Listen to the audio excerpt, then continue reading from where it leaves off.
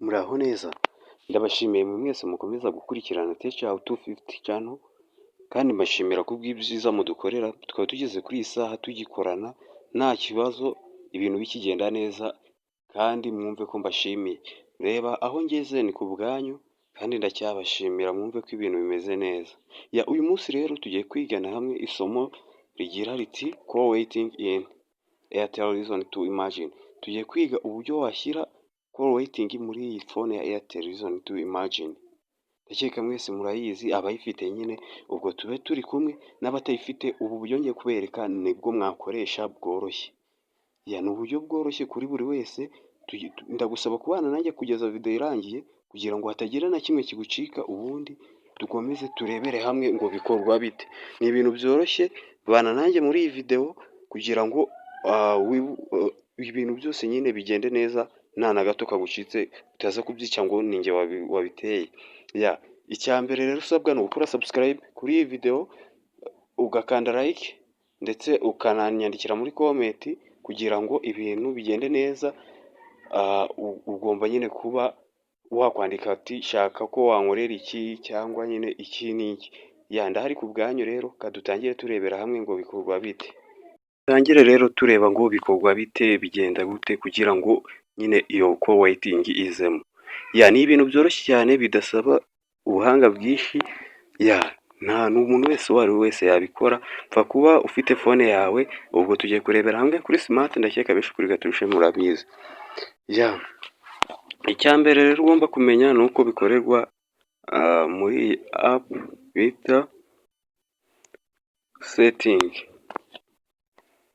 App yitwa setting, buri wese arayifite. Urayinjiramo cyangwa dukoreshe iyi yitwa phone. Iyoroshye ni iyi yitwa phone. Iyi buri wese arayifite muri phone ye ndakeka. Tugiye gutangira turebera hamwe bikorwa bite. Ngiye gukora video y'iminota mikeya, bisaba ngo buri wese aba akurikiye kandi aba ari tayari, wirinda kwihutisha video. Turebere hamwe ngo bikorwa bite. Iyo ugeze aha ngaha rero, ubundi iyi video nyine ni ukukwereka ngo uburyo nyine kwa kundi umuntu aguhamagara, wenda wari uri kuvugana n'undi, nawe ugahita ubibona ko yari ari kuguhamagara cyangwa ukaba wanamufatiraho. Uraza aha ngaha muri setting, muri settings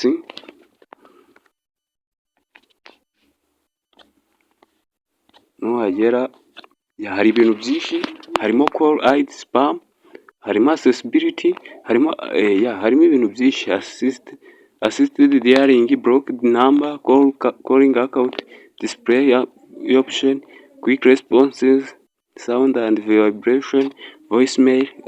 Nibi nzagenda bababwiraho. Nka voicemail ni uburyo wohereza umuntu voicemail akahita yibona ko wenda wari uri kumushaka cyangwa iki. Contact, ringtone n'ibindi.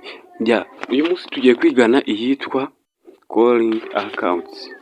Iyi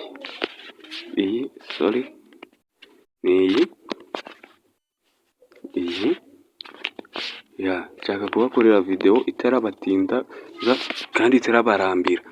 Ni izi minota yawe ingahe itarenze 8 cyangwa 10, cyangwa n'itanu naribi, ariko ntabwo irarenga 8. Urinjiramo nk'uko mubibonye hano, ninjiyemo calling account. Ubwo urahita uza kuri simukadi ushaka. Ubwo nyine nkanjye ufitemo ebyiri zose ndazikoresha. Ngiye kuberekera kuri imwe rero. Ubwo tugiye gukoresha ino ya Airtel. Nk'uko mubibona hariho ibintu naho byinshi bigiye bitandukanye.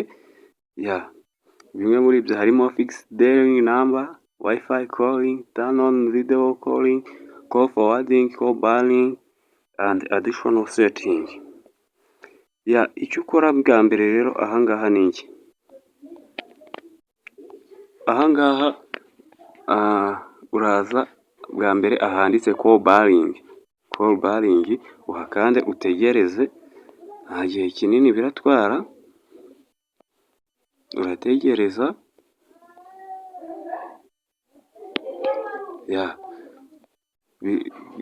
Iyo bitinze nyine ubwo urihangana, ariko ntabwo ari cyane, biratinda.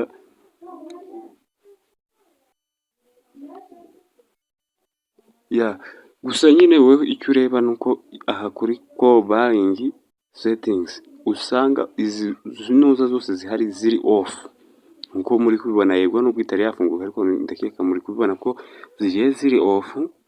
Ya hari ubwo itinda nyine bibaho, ariko sinzi ikibazo yagize, kadutegereze turebe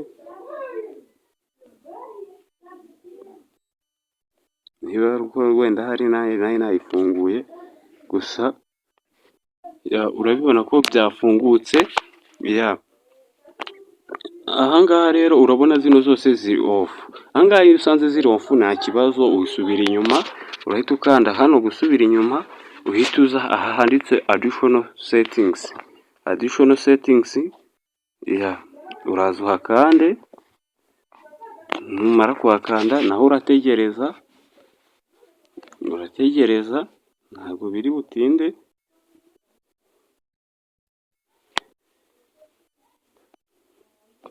Ya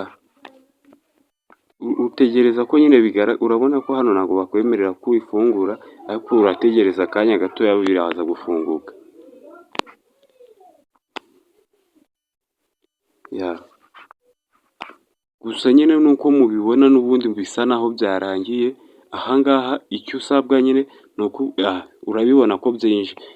Ahangaha rero icyo usabwa, dore aha sorry gato, ahangaha call ID use left operator setting to display my number in outgoing calls. Ya ahangaha ureba aha kabiri handitse ngo don't call notify me of income calls.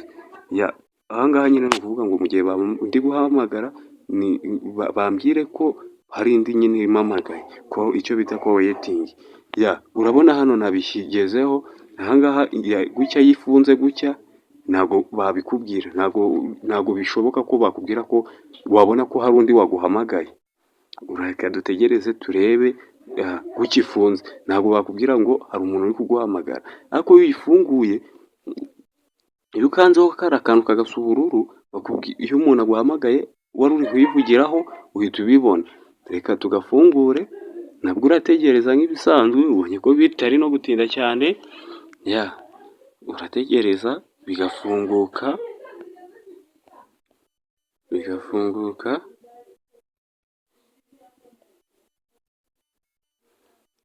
Iyo ifungutse biba birangiye, nta kindi kiba gisabwa.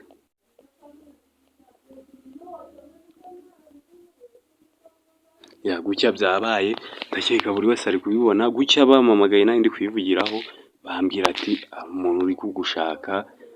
Kuriya nyine umuntu aguhamagara nawe akabibona ko uri kuyivugiraho, yaguhamagara akabibona ko uri kuyivugiraho.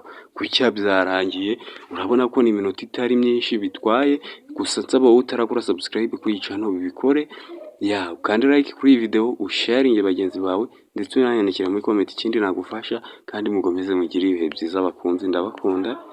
Ya ni Techo wanyu, mukomeze mugire ibihe byiza.